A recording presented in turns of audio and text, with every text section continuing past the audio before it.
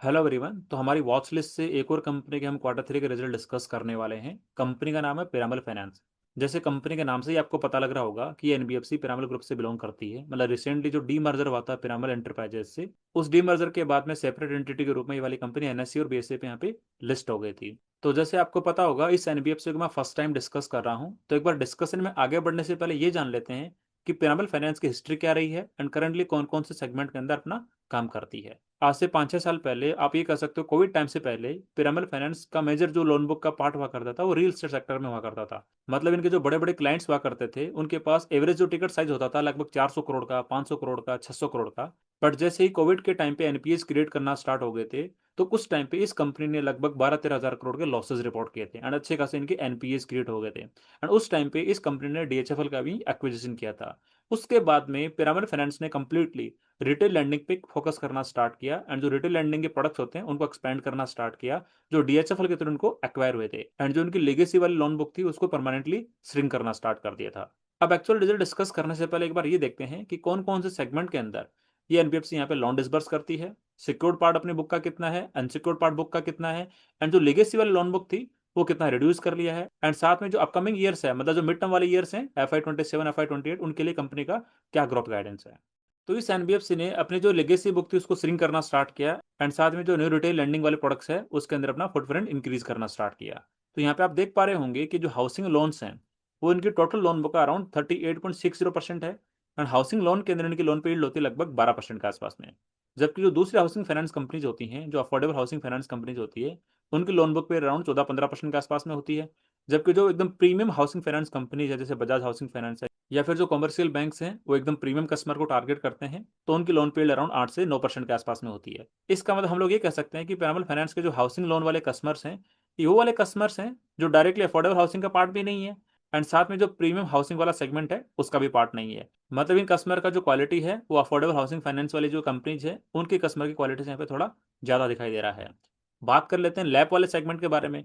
तो ये करंटली इनकी टोटल लोन बुक का यहाँ पे लगभग 30% के आसपास में है एंड इस वाले सेगमेंट की लोन पे यील्ड अराउंड 13.30% है। इसका मतलब यहाँ पे भी साफ साफ देखने को मिल रहा है, जो दूसरी अफोर्डेबल हाउसिंग फाइनेंस कंपनीज है उनका लैब पे जो यील्ड होता है वो लगभग 17 से 18% के आसपास में होता है। बट यहाँ पे पिरामल फाइनेंस का लगभग 13 से 13.5% के बीच में है। मतलब यहाँ पे भी ये कह सकते हैं कि जो अफोर्डेबल हाउसिंग फाइनेंस कंपनीज है उनके जो लैब वाले कस्टमर है उनसे बेटर क्वालिटी के कस्टमर यहाँ पे पिरामल फाइनेंस के पास में है। एंड इनका रिटेल के अंदर नेक्स्ट सेगमेंट है यूज्ड कार लोन। तो यहाँ पे आप देख पा रहे होंगे ये टोटल लोन बुक का लगभग 6.5% के आसपास में है एंड इसकी लोन पे जो यील्ड होती है लगभग 15.5% के आसपास में होती है। बात कर लेते हैं अनसिक्योर्ड वाले लोन के बारे में। तो यहाँ पे अनसिक्योर्ड बिजनेस लोन की बात करें तो ये टोटल लोन बुक का लगभग 7.25% के आसपास में है एंड यहाँ पे लोन पे लगभग 19% के आसपास में है। बात कर लेते हैं माइक्रो फाइनेंस वाले लोन के बारे में। तो ये वाला सेगमेंट अपने टोटल लोन बुक का केवल 1.4% है। मतलब माइक्रो फाइनेंस वाले सेगमेंट के अंदर पिरामल फाइनेंस का बहुत ही कम एक्सपोजर है एंड साथ में इनकी जो लोन पे यील्ड होती है माइक्रो फाइनेंस वाले वर्टिकल के अंदर वो 18.30% के आसपास में होती है। एंड बात करें सैलरीड पर्सनल लोन वाले सेगमेंट के बारे में तो ये टोटल लोन बुक अराउंड 8.5% का 9% के आसपास में है एंड इसकी जो लोन पे यील्ड है लगभग 17.5% के आसपास में है। एंड बात कर लेते हैं डिजिटल लोन सेगमेंट के बारे में। तो ये टोटल लोन बुक लगभग 5% के आसपास में है एंड जो उनकी लोन पे यील्ड आती है यहाँ पे लगभग 14.5% के आसपास में आती है। तो हमने ये सारे सेगमेंट इनके रिटेल लैंडिंग वाले पार्ट के डिस्कस करे हैं, जिसके अंदर अराउंड आप ये कह सकते हो कि टोटल रिटेल लोन बुक का अराउंड 75% यहाँ पे सिक्योर लोन बुक दिखाई दे रहा है एंड बाकी की जो लोन बुक यहाँ पे दिखाई दे रही है वो यहाँ पे अनसिक्योर्ड दिखाई दे रही है। मैं यहाँ पे टोटल रिटेल लोन बुक के परस्पेक्टिव से बात कर रहा हूँ, जो कह सकते हैं इनका काइंड ऑफ ग्रोथ बिजनेस है। अब जो इनका लोन बुक की ग्रोथ के लेके जो गाइडेंस था उस पर एक बार डिस्कशन कर लेते हैं। तो यहाँ पे आप देख पा रहे होंगे कि FY 25 कंप्लीट होने के बाद में इनकी टोटल लोन बुक थे लगभग 80,000 करोड़ रुपए के आसपास में। एंड इनका गाइडेंस था कि FY 26 के अंदर हमारी loan book around 1 lakh crore के आसपास में होगी एंड FY 28 तक हमारी loan book around 1.5 lakh crore के आसपास में होगी। मतलब इनका जो ग्रोथ का प्रोजेक्शन है कि नेक्स्ट 3 साल के अंदर FY 25 से FY 28 तक हमारे लोन बुक की ग्रोथ यहाँ पे लगभग 25% के आसपास में रहेगी। एंड क्वार्टर 3 FY 26 के बाद में इनकी जो टोटल लोन बुक यहाँ पे दिखाई दे रही है लगभग 1 लाख करोड़ के आसपास में दिखाई दे रही है एंड वाई इन परस्पेक्टिव से इनकी लोन बुक यहाँ पे 23% से ग्रोथ हुई है क्वार्टर 3 FY 26 के अंदर। अब एक बार इनका जो क्वार्टर 3 का रिजल्ट का स्नैपशॉट है उसको एक बार डिस्कस कर लेते हैं एंड साथ में ये भी डिस्कस करते हैं कि टोटल लोन बुक के अंदर इनकी जो ग्रोथ लोन बुक है उसका पार्ट कितना है एंड साथ में जो उनकी लेगेसी लोन बुक है उसका पार्ट कितना है। तो यहाँ पे आप देख पा रहे होंगे जो उनकी टोटल लोन बुक है लगभग 97,000 करोड़ रुपए के आसपास में है एंड इसका यहाँ पे बाइफरकेशन भी कर रखा है। जो उनकी ग्रोथ लोन बुक है वो लगभग 95% के आसपास में है एंड जो लेगेसी लोन बुक है यहाँ पे लगभग 5% के आसपास में है। एंड FY 25 के क्वार्टर 3 के अंदर इनकी लेगेसी लोन बुक यहाँ पे 13% के आसपास में थी, जिसको घटा घटा के 1 साल बाद में भी करंटली 5% तक इन लोगों ने अचीव कर लिया है। एंड इनकी जो ग्रोथ लोन बुक थी वो लास्ट क्वार्टर 3 के अंदर 87% थी, उसको बढ़ा के यहाँ पे 95% कर लिया है। एंड यहाँ पे आप देख पा रहे होंगे कि करंटली जो उनकी लेगेसी लोन बुक बची है लगभग 5,200 करोड़ के आसपास में बची है, जो टोटल लोन बुक यहाँ पे लगभग 5% के आसपास में है। एंड जो बाकी की इनकी ग्रोथ लोन बुक है उसका सेगमेंट वाइज परसेंटेज देख सकते हो कि टोटल लोन बुक के अंदर किस किस परसेंटेज में इनकी ग्रोथ लोन बुक है। तो यहाँ पे आप देख पा रहे होंगे हाउसिंग लोन्स वाला पार्ट, वो टोटल लोन बुक का इंक्लूडिंग लेगेसी लोन बुक यहाँ पे लगभग टोटल लोन बुक का 32% कॉन्स्टिट्यूट करता है। लोन अगेंस्ट प्रॉपर्टी वाला सेक्शन इनका 24% कॉन्ट्रीब्यूट करता है। एंड जो इनका यूज्ड कार लोन है यहाँ पे लगभग 5% के आसपास में कॉन्ट्रीब्यूट करता है। अनसिक्योर्ड बिजनेस लोन लगभग 7% के आसपास में कंट्रीब्यूट करता है। एंड सैलरीड पर्सनल लोन यहाँ पे लगभग 7% के आसपास में कंट्रीब्यूट करता है। एंड जो उनका अनसिक्योर्ड बिजनेस लोन लगभग 6% के आसपास में कंट्रीब्यूट करता है। माइक्रो फाइनेंस 1% कंट्रीब्यूट करता है। डिजिटल लोन इनका लगभग 4% के आसपास में कंट्रीब्यूट करता है। एंड जो बाकी के दूसरे रिटेल लोन बुक है वहाँ पे लगभग 3% के आसपास में कंट्रीब्यूट करते हैं। एंड साथ में इस कंपनी ने अपने ग्रोथ बिजनेस के अंदर होलसेल 2.0 नाम की बुक स्टार्ट करी थी। मतलब होलसेल 2.0 लोन बुक के अंदर इनके मेजर दो तरह के कस्टमर होते हैं। फर्स्टली जो रियल एस्टेट के अंदर मिड साइज वाले डेवलपर होते हैं जिनका एवरेज टिकट साइज लगभग 50 से 60 करोड़ रुपए के आसपास में होता है। एंड सेकंडली कुछ वाली जो मिड साइज कंपनीज होती है जिनको यहाँ पे वर्किंग कैपिटल लोन चाहिए होता है, उनको यहाँ पे लोन डिस्बर्स करते हैं। तो ग्रोथ लोन बुक में जो होलसेल 2.0 है वो टोटल यहाँ पे 12% कंट्रीब्यूट करता है। एंड जो लेगेसी लोन बुक यहाँ पे 5% कंट्रीब्यूट करती है। अब एक बार देखते हैं कि टोटल एयूएम किस तरह से ग्रोथ हुई है एंड जो इनकी लेगेसी लोन बुक है वो किस तरह से डी ग्रोथ हुई है। तो यहाँ पे आप देख पा रहे होंगे जो इनकी टोटल एयूएम है वो यहाँ पे लगभग लास्ट के 3-4 साल से लगभग 25% के आसपास से ग्रोथ किया है। बट जो इनकी ग्रोथ वाली एयूएम है मतलब लेगेसी लोन बुक के अलावा जो इनकी एयूएम है वो यहाँ पे लगभग लास्ट के 3-4 साल से 46% से ग्रोथ करी है। एंड जो उनकी लेगेसी लोन बुक है जो FY22 के अंदर लगभग 43,000 करोड़ की थी और टोटल लोन बुक का लगभग 66% हुआ करता था, वो घट के यहाँ पे करंटली 5,000 करोड़ के आसपास की लोन बुक बची है। एंड टोटल लोन बुक में लगभग 5% कंट्रीब्यूट करता है। मतलब जो उनकी लेगेसी लोन बुक थी वो यहाँ पे अच्छी खासी इन लोगों ने श्रिंक की है। एंड मेजरली इन लोगों ने फोकस किया जो अपनी ग्रोथ एयूएम है उस पर। और यहाँ पे आप देख पा रहे होंगे ग्रोथ एयूएम के अंदर 46% से ग्रोथ करना बहुत बड़ी बात होती है, वो भी अपने एसेट क्वालिटी को स्टेबल रखते हुए। एंड की टोटल लोन बुक के अंदर 82% यहाँ पे टोटल रिटेल लोन बुक से बिलोंग करता है, जो हमने ऑलरेडी यहाँ पे डिस्कस भी कर लिया था। एंड करंटली इस एनबीएफसी के यहाँ पे लगभग 518 ब्रांचेज हैं। एंड जो हम डिस्कस कर रहे थे इनके ग्रोथ बिजनेस के बारे में कि उसके दो पार्ट हैं, एक रिटेल एयूएम है, दूसरा होलसेल 2.0 है। तो यहाँ पे आप देख पा रहे होंगे जो रिटेल एयूएम है लगभग 80,000 करोड़ रुपए के आसपास में है। एंड होलसेल 2.0 यहाँ पे लगभग 12,000 करोड़ रुपए के आसपास में है। एंड जो लेगेसी बुक है उसको तो अच्छा खासा यहाँ पे श्रिंक कर लिया है, जिसके बारे में ऑलरेडी यहाँ पे डिस्कस भी कर लिया है। अब एक बार Q3 FY26 का रिजल्ट डिस्कस करने से पहले ये जान लेते हैं कि FY26 के लिए स्पेसिफिकली इनका क्या ग्रोथ गाइडेंस था। इनका गाइडेंस था कि हम लोग एयूएम लगभग 25% से ग्रोथ करेंगे। एंड करंटली 9 मंथ्स के अंदर शुरुआत के 3 क्वार्टर के अंदर इनकी लोन बुक यहाँ पे 23% से ग्रोथ हुई है। एंड ग्रोथ वाले एयूएम को लेकर इनका गाइडेंस था कि हम लोग 30% से ग्रोथ करेंगे। तो इन लोगों ने ग्रोथ वाले एयूएम को यहाँ पे लगभग 34% से ग्रो कराया है शुरुआत के 3 क्वार्टर के अंदर।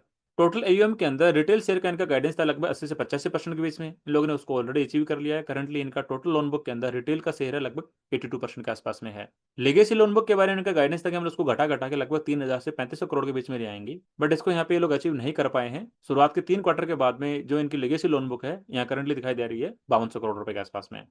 बात कर लेते हैं प्रॉफिट अमाउंट के पर्सपेक्टिव से। इनका गाइडेंस था कि 1300 से 1500 करोड़ का प्रॉफिट अचीव करेंगे FY26 के अंदर। और शुरुआत के 3 क्वार्टर के अंदर यहाँ पे 1,000 करोड़ का प्रॉफिट अचीव कर लिया है। तो ये देखने पे ये लग रहा है कि ऑन द ट्रैक चल रहे हैं, इजीली लगभग 1300-1400 करोड़ रुपए का प्रॉफिट अचीव कर लेंगे। अब इस एनबीएफसी के जो Q3 के एक्चुअल रिजल्ट्स आए हैं उनको डिस्कस करना स्टार्ट करते हैं। फर्स्टली बात करते हैं क्रेडिट कॉस्ट के बारे में। तो यहाँ पे आप देख पा रहे होंगे कि उनकी बेसिस पे जो क्रेडिट कॉस्ट यहाँ पे इंप्रूव होती हुई दिखाई दे रही है। Q2 FY26 के अंदर इनकी क्रेडिट कॉस्ट लगभग 1.7% के आसपास में। एंड Q3 FY26 के अंदर इनकी क्रेडिट कॉस्ट आई है लगभग 1.60% के आसपास में। एंड बात कर लेते हैं इनके ओपेक्स टू ईएम रेशियो के पर्सपेक्टिव से। तो यहाँ पे आप देख पा रहे होंगे कि क्यू बेसिस पे कंसिस्टेंटली इनका ओपेक्स टू ईएम रेशियो यहाँ पे इंप्रूव होता हुआ दिखाई दे रहा है। मतलब Q1 के अंदर लगभग 3.90% के आसपास में था, Q2 के अंदर 3.60% के आसपास में था, एंड Q3 के अंदर यहाँ पे 3.50% के आसपास में। मतलब कंसिस्टेंटली इस एनबीएफसी को यहाँ पे ऑपरेटिंग लीवरेज मिलता हुआ दिखाई दे रहा है।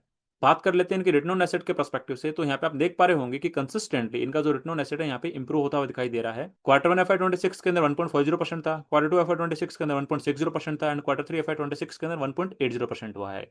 मतलब कंसिस्टेंटली इनका जो रिटर्न ऑन एसेट है यहाँ पे इंप्रूव होता हुआ दिखाई दे रहा है। अब बात करते हैं जो उनकी रिटेल एयूएम है उसमें डिसबर्समेंट किस रेट में जा रहे हैं। तो यहाँ पे आप देख पा रहे होंगे कि करंटली शुरुआत के 3 क्वार्टर के अंदर लास्ट ईयर के 3 क्वार्टर के कंपैरिजन में यहाँ पे 30% से रिटेल डिसबर्समेंट इंक्रीज हुए हैं, जिसको यहाँ पे एक अच्छा नंबर यहाँ पे कंसिडर कर सकते हैं। एंड स्पेसिफिकली Q3 के अंदर इनका जो रिटेल डिसबर्समेंट है 26% से ग्रोथ हुआ है। अब इनकी जो रिटेल लोन बुक है उसका सेगमेंट वाइज क्या क्या ग्रोथ हुआ है लोन बुक का, वो एक बार वो डिस्कस कर लेते हैं। बात करें हाउसिंग लोन के पर्सपेक्टिव से तो यहाँ पे 21% से ग्रोथ देखने को मिली है वाई एन वाई। बात करें लैब वाले वर्टिकल के सेगमेंट के पर्सपेक्टिव से तो यहाँ पे 58% से ग्रोथ देखने को मिली है वाई एन पर्सपेक्टिव से। यूज्ड कार लोन में यहाँ पे 44% से ग्रोथ देखने को मिली है। एंड बात करें सैलरीड पर्सनल लोन के पर्सपेक्टिव से तो 40% से वाई एन ग्रोथ हुई है। अनसिक्योर्ड बिजनेस लोन में यहाँ पे 41% से ग्रोथ हुई है। एंड जो डिजिटल लोन है यहाँ पे 31% से ग्रोथ हुई है। अब एक बार ब्रांच एक्सपेंशन के पर्सपेक्टिव से भी डिस्कशन कर लेते हैं। तो यहाँ पे आप देख पा रहे होंगे कि FY26 की शुरुआत के 3 क्वार्टर में इन लोगों ने केवल एक ही ब्रांच यहाँ पे एक्सपेंड करी है। एंड साथ में यहाँ पे इन्होंने ये भी मेंशन किया है कि जैसे हमारी ब्रांच यहाँ पे मैच्योर हो जाती है, मतलब 2 से 3 साल से ज़्यादा हो जाते हैं, तो उसके बाद में वाली ब्रांच यहाँ पे शुरुआत के टाइम से लगभग 2 से 3 गुना यहाँ पे मैनेज कर सकती है। मतलब यहाँ पे ऑपरेटिंग लीवरेज मिलेगा जब यहाँ पे कोई ब्रांच यहाँ पे मैच्योर होगी। एंड मैनेजमेंट ने कॉन कॉल के अंदर ये भी बताया है कि Q4 के अंदर हम लोग अराउंड 100 ब्रांच यहाँ पे ओपन करने को देख रहे हैं। उसके अंदर लगभग 20 से 30 मिक्स लोन वाली ब्रांचेस रहेंगी, लगभग 20 से 30 के आसपास गोल्ड लोन वाली ब्रांचेस रहेंगी और लगभग 40 से 50 यहाँ पे माइक्रो फाइनेंस वाली ब्रांचेस रहेंगी। मतलब ये वाली एनबीएफसी गोल्ड लोन वाला सेगमेंट है उसको भी यहाँ पे टैप करना स्टार्ट कर रही है। अब एक बार इस एनबीएफसी का जो एसेट क्वालिटी का पार्ट है उसको एक बार अच्छे से डिस्कस कर रहे थे कि सेगमेंट वाइज इनका जो एसेट क्वालिटी है किस डायरेक्शन में जा रहा है, मतलब 90+ डीपीडी के नंबर किस डायरेक्शन में जा रहे हैं। तो यहाँ पे आप देख पा रहे होंगे हाउसिंग लोन के अंदर स्टेबल सा दिखाई दे रहा है, लैप वाले सेगमेंट के अंदर भी स्टेबल सा दिखाई दे रहा है, यूज कार लोन के अंदर भी लास्ट क्वार्टर कंपेरिजन में यहाँ पे स्टेबल दिखाई दे रहा है, सैलरीड पर्सनल लोन वाले सेगमेंट के अंदर भी यहाँ पे स्टेबल दिखाई दे रहा है, डिजिटल लोन के अंदर यहाँ पे थोड़ा इंप्रूवमेंट होता हुआ दिखाई दे रहा है, अनसिक्योर्ड बिजनेस लोन के अंदर लास्ट क्वार्टर कंपेरिजन यहाँ पे स्टेबल दिखाई दे रहा है। एंड माइक्रो फाइनेंस वाले सेगमेंट के अंदर यहाँ पे लास्ट के 2-3 क्वार्टर से बहुत ज्यादा इंप्रूवमेंट दिखाई दे रहा है, जो बाकी के लेंडर्स भी यहाँ पे कॉन कॉल के अंदर यही बताते हैं कि लास्ट के 1-2 क्वार्टर से माइक्रो फाइनेंस वाले सेगमेंट के अंदर यहाँ पे इंप्रूवमेंट देखने को मिल रहा है। एंड यदि ओवरऑल रिटेल लोन बुक के बारे में बात करें तो इनका जो 90+ डीपीडी का नंबर है 0.8% के आसपास में स्टेबल है लास्ट के लगभग 4-5 क्वार्टर से। मतलब ये कह सकते हैं जो उनकी रिटेल लोन बुक है यहाँ पे बहुत अच्छे से काम कर रही है और उसका एसेट क्वालिटी यहाँ पे बहुत अच्छा दिखाई दे रहा है। अब एक बार डिस्कस कर लेते हैं कॉस्ट ऑफ बोरोइंग के पर्सपेक्टिव से। तो यहाँ पे आप देख पा रहे होंगे कि आज से 3-4 क्वार्टर पहले इनकी कॉस्ट ऑफ बोरोइंग यहाँ पे 9.17% के आसपास में हुआ करती थी एंड वो करंटली इंप्रूव होकर यहाँ पे 8.91% हो गई है। ऑल्दो मैनेजमेंट ने ये भी बताया है जो इनकी बोरोइंग कॉस्ट है यहाँ पे थोड़ी और इंप्रूव होगी अपकमिंग क्वार्टर्स के अंदर, बिकॉज यहाँ पे जो इनकी क्रेडिट रेटिंग है वो इंप्रूव हो गई है, पहले A1+ थी अब यहाँ पे AA हो गई है। इसका मतलब इनको यहाँ पे लगभग 40 से 50 बेसिस पॉइंट का यहाँ पे इंप्रूवमेंट देखने को मिल सकता है इनकी कॉस्ट ऑफ बोरोइंग के अंदर। एंड साथ में मैनेजमेंट ने ये भी बताया है कि जो रेपो रेट यहाँ पे कम हुई है तो बैंक्स ने उसका कंप्लीट बेनिफिट यहाँ पे एनबीएफसी को पास ऑन नहीं किया है, तो उसके अंदर भी हमें पॉसिबिलिटी है अपकमिंग क्वार्टर्स के अंदर कॉस्ट ऑफ बोरोइंग के अंदर इंप्रूवमेंट होने का। तो ये हमने डिस्कस करे पिरामल फाइनेंस के Q3 के नंबर्स। अब एक बार नंबर्स को थोड़ा समराइज कर लेते हैं। तो यहाँ पे आप देख पा रहे होंगे जो इसकी लोन बुक है अराउंड 23 से 24% के आसपास में ग्रोथ हो रही है, मतलब मैं ओवरऑल लोन बुक की बात कर रहा हूँ, जबकि इनकी जो ग्रोथ लोन बुक है वो यहाँ पे लगभग 30 से 35% से ग्रोथ कर रही है। मतलब यदि इनकी लीगेसी लोन बुक एक्सक्लूड कर दें तो वो वाली लोन बुक यहाँ पे लगभग 30 से 35% से ग्रोथ कर रही है। एंड साथ में इस एनबीएफसी को यहाँ पे ऑपरेटिंग लिवरेज ही मिलता हुआ दिखाई दे रहा है, मतलब इनका जो ओपेक्स टू ईएम रेशियो है वो भी इंप्रूव होता हुआ दिखाई दे रहा है।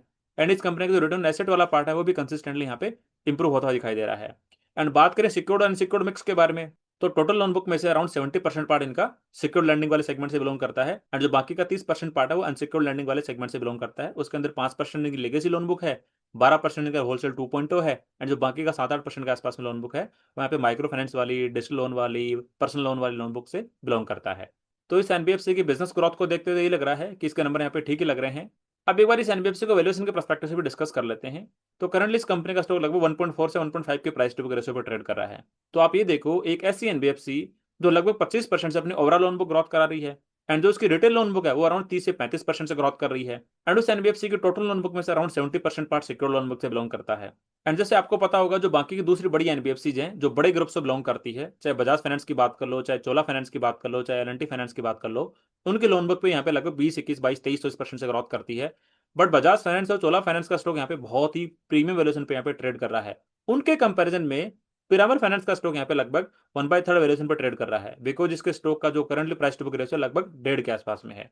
तो हम लोग ये मान सकते हैं कि अपकमिंग क्वार्टर के अंदर जो इनका गाइडेंस है उसको यदि डिलीवर करते हैं और एसेट क्वालिटी जो उनकी स्टेबल रही है लास्ट के 4-5 क्वार्टर से उसको मेंटेन रखते हैं तो there is possibility Piramal Finance के स्टॉक के अंदर यहाँ पे वैल्यूएशन रेटिंग पॉसिबल है। तो यदि अपॉर्चुनिटी के पर्सपेक्टिव से बात करें तो जिन इन्वेस्टर्स को यहाँ पे लगभग 25% के आसपास में लोन बुक की ग्रोथ करने वाली कंपनी चाहिए जो बहुत बड़े पेडिग्री ग्रुप से बिलोंग करती है एंड उसके टोटल लोन बुक में से around 70% part secure loan book से बिलोंग करता है, तो उसके लिए यहाँ पे पिरामल फाइनेंस एक ऑप्शन बनता हुआ दिखाई दे रहा है। बट ये मेरी तरफ से कोई स्टॉक रिकमेंडेशन नहीं है। आप लोग अपनी खुद की रिसर्च करना, खुद का एनालिसिस करना एंड जो आपके इन्वेस्टमेंट एडवाइजर हैं उनसे डिस्कस करके ही डिसाइड करना कि कौन से स्टॉक के अंदर आपको इन्वेस्टमेंट करना है या फिर नहीं करना है। एंड यदि आपका कोई डिफरेंट क्वेरी ओपिनियन है तो कमेंट सेक्शन में जरूर बताना और यदि वीडियो आपको अच्छा लगा है तो लाइक जरूर करना एंड इस चैनल को सब्सक्राइब करना बिल्कुल मत भूलना, बिकॉज ऐसे ही मैं हाई ग्रोथ करने वाली कंपनीज के क्वार्टर रिजल्ट का एनालिसिस करके वीडियो बना के यहाँ पे अपलोड करता रहता हूँ जो आप लोगों को हेल्प करेगा आपके पोर्टफोलियो को रिस्ट्रक्चर करने में। तो ठीक है, आज के लिए इतना ही, मिलते हैं नेक्स्ट वीडियो में, तब तक के लिए थैंक यू।